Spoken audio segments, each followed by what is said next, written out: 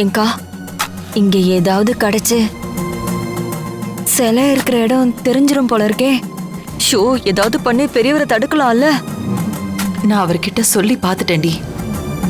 நீ பேசாம அமைதியா இருன்னு சொல்லிட்டாரு. அவருக்குள்ள ஏதோ கணக்கு இருக்குன்னு நினைக்கிறேன். ஓ. ம்.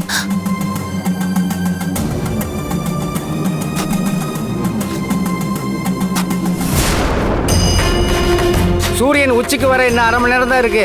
சீக்கிரம் தோண்டுங்க. சூரியன் உச்சிக்கு வர்றதுக்குள்ள எல்லாத்தையும் முடிச்சாகணும். நமக்கு சிலை வந்துடக்கூடாது. ஆனா சிலை திரும்ப வர்றதுக்கான எல்லா வேலையும் நடந்துகிட்டு இருக்கு. அதை தடுக்காம அண்ணன் வேடிக்கை பார்த்துக்கிட்டு இருக்காரு. அவர் மனசுல என்ன ஓடுதுன்னு ஒண்ணுமே புரிய மாட்டேங்குதே.